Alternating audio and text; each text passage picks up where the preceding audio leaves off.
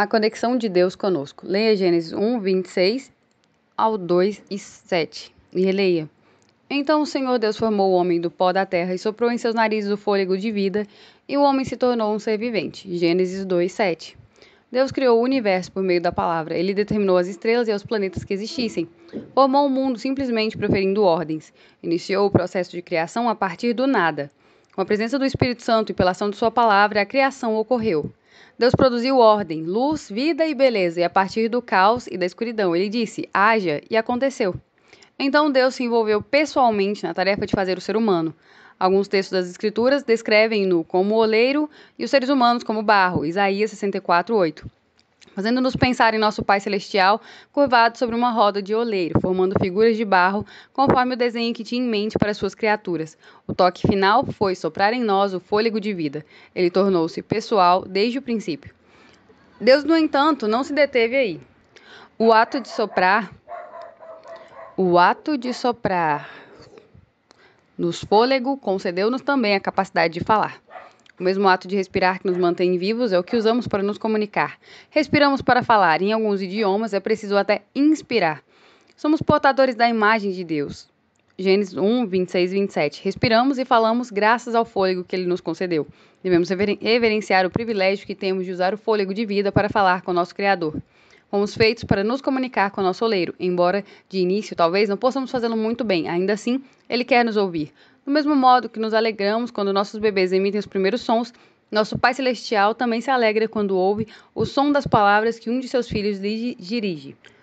Sussurre uma oração a Deus com frequência. Se as palavras não lhe vierem à mente naquele momento, comece dizendo obrigada. Pronuncie essa palavra pausadamente e, então, acrescente por. Até que os diferentes modos de terminar essa sentença comecem a fluir. À medida que o fizer, vai compreender que pode usar o tempo de inspiração em que inala o ar para refletir sobre as palavras seguintes e de inspiração em que solta o ar para expressar seu agradecimento. Voltemos-nos completamente para o primeiro sopro do primeiro ser humano. Você e eu fomos feitos para essa união com Deus. Conceder-nos o fôlego de vida é a conexão de Deus conosco. Orar é nossa conexão com Ele. Senhor, eu te agradeço pelo sopro da vida que me deste. Oro para que sopres nova vida em mim hoje. Assim como tu falaste e trouxeste vida ao teu mundo maravilhoso, ajude-me a falar palavras que também tragam vida ao meu pequeno mundo. Sou profundamente grato por estar intimamente ligada a ti em todos os aspectos. Um passeio pelo jardim. Leia Gênesis 3, 1, 9 e reflita. Ouvindo o homem e sua mulher os passos do Senhor Deus que andava pelo jardim enquanto soprava a brisa do dia, esconderam-se da presença do Senhor Deus entre as árvores do jardim. Mas o Senhor Deus chamou o homem perguntando, onde está você? Gênesis 3, 8, 9. Certos lugares se parecem com esse primeiro jardim. Algo sobre a vegetação exuberante, a hora do dia ou sons da natureza. Tudo provoca em nós o anseio devastador de experimentar o que Adão e Eva desfrutavam a cada dia. Caminhar com Deus. O mundo continua sendo um cenário esplêndido para conhecer a Deus, mas algo mudou. Mudou há muito lá no jardim. As duas primeiras pessoas desistiram do prazer da companhia de Deus, trocando-a pelos próprios interesses. Elas ouviram o som dos passos de Deus no jardim, a procurá-las em seu passeio usual, mas ambas haviam pecado, a culpa as oprimiu. Sentiram vergonha diante de Deus, perderam um relacionamento íntimo que tinham com Ele. E desde então, lutamos para retomar essa proximidade. Deus não se escondeu do ser humano, ocorreu o inverso. Envergonhados, temerosos e rebelados, Adão e Eva se esconderam entre as plantas. Deus, porém, foi procurá-los. Ele sabia onde os dois se achavam, mas queriam que soubesse que estava disposto a buscar sua companhia. Embora tivesse conhecimento da desobediência de ambos, manteve seu compromisso com eles. De que amizade maravilhosa foram privados, que paz perderam. Mas antes de criticá-los, lembremos quão fácil e constantemente repetimos o erro deles. Tomamos decisões que nos afastam de Deus, experimentamos momentos maravilhosos da sua presença que gostaríamos de abrigar e guardar. No entanto, horas mais tarde, voltamos as costas para Ele, tentando calar seu terno sussurro em nossa vida. O poder na vida de oração flui na presença de Deus em nós. Esse poder não é nosso, mas dele. Não o experimentaremos ou testemunharemos se insistirmos em seguir nossos programas e esquemas. Temos de planejar com seriedade e reverência o local e o momento em que nos encontramos com Deus. Se deliberadamente não construirmos a vida ao redor dessas caminhadas no jardim com o Senhor, O mundo rápida e inexoravelmente preencherá nossas horas com outros compromissos, como fez com Adão e Eva. Deus virá procurar-nos, mas como seria melhor se nos encontrasse esperando, cheios de expectativa. Eu não quero que ele tenha de perguntar onde você está. E você? Quer que ele lhe pergunte?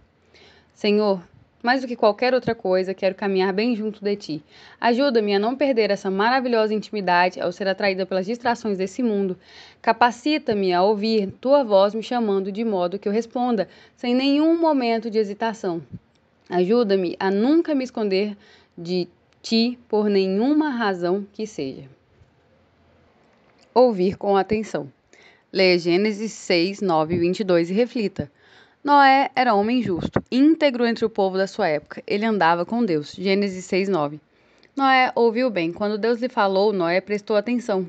Gênesis nos conta que ele andava com Deus. Que linda maneira de dizer que Noé viveu cada dia atento à presença de Deus. Porém, mais que isso, Noé também obedeceu. O que Deus lhe determinava, ele fazia. Noé obedeceu mesmo quando Deus lhe ordenou fazer algo estranho. Você, porém, fará uma arca. Gênesis 6,14. Noé fez. Que coisa monumental! Construiu em terra seca, a quilômetros de distância do curso de água mais próximo. Quantos insultos, piadas e perguntas sarcásticas ele deve ter suportado. No entanto, não abandonou a tarefa, obediente às instruções de Deus. Hebreus 11:7 menciona Noé entre os heróis da fé. A imagem extraída da frase andava com Deus revela uma pessoa que dependeu da fidelidade de Deus ao longo de décadas, atravessando períodos de dúvida contra a corrupção que o cercava. Com exceção de sua família, Noé foi o único que defendeu a causa de Deus em sua cultura. A lembrança de Deus no mundo ficara reduzida a apenas um homem em sua casa. Séculos depois, Jesus descreveu o povo nos dias de Noé. Pois nos dias anteriores ao dilúvio, o povo vivia comendo e bebendo, casando e dando-se em casamento, até o dia em que Noé entrou na arca, e eles nada perceberam, até que veio o dilúvio e os levou a todos. Assim acontecerá na vinda do Filho do Homem. Mateus 24, 38 ao 39.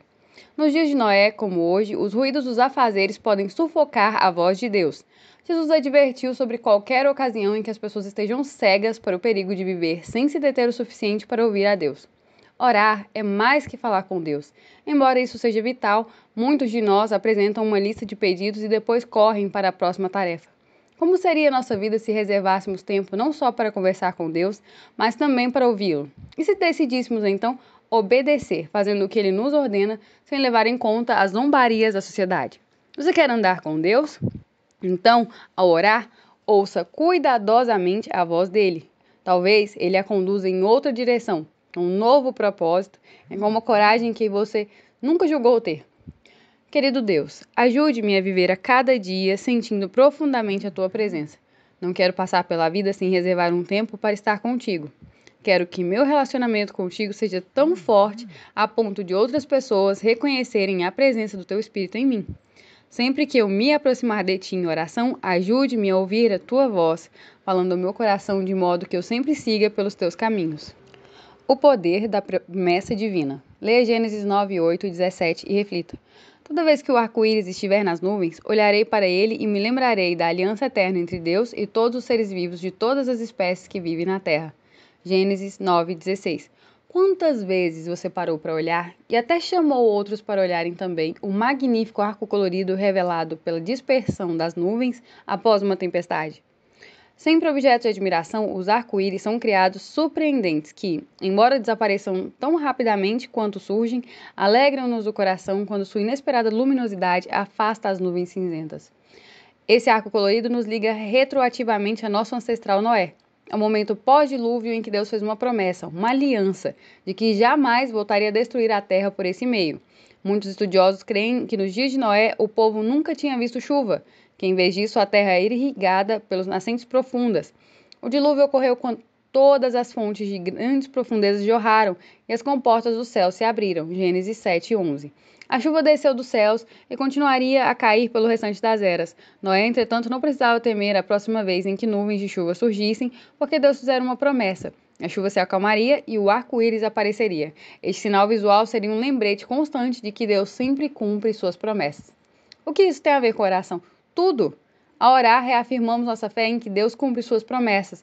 O que dizemos em voz alta ou silenciosamente no coração Proclama a verdade das promessas de Deus sobre as quais ouvimos ou lemos em sua palavra. Você já percebeu que, se não estiver bem e insistir em expressar pensamentos negativos em voz alta, tende a senti-los com mais intensidade? O mesmo se aplica à crença nas promessas de Deus. Quando expressamos a verdade sobre Deus, sobre suas promessas, e ao mesmo tempo nos recusamos a crer nas mentiras do inimigo, nossa crença em Deus se fortalece. Isso não quer dizer que devemos negar a existência de um problema ou de dificuldades, mas que sua interpretação pode ser diferente. Satanás deseja que acreditemos que Deus nos abandonou e renegou suas promessas. Deus, porém, quer que saibamos que suas promessas são sempre verdadeiras, apesar do que possamos ver da limitada perspectiva humana. Ao afirmar em oração nossa crença em suas promessas, nos dispomos a ver bem mais da perspectiva de Deus e bem menos do ponto de vista do inimigo. Da próxima vez em que você admirar um arco-íris nas nuvens, faça uma oração de agradecimento a Deus por sempre cumprir suas promessas. Senhor, quero agradecer-te, porque tu sempre cumpres as tuas promessas que fizeste. Ajuda-me a entender e a lembrar exatamente quais são as tuas promessas, de modo que eu possa lê-las na mente, guardá-las no coração e falar delas em voz alta, sempre que precisar livrar-me das dúvidas. Ajuda-me a lembrar que Jesus é a prova derradeira de que tu sempre cumpres tuas promessas a nós.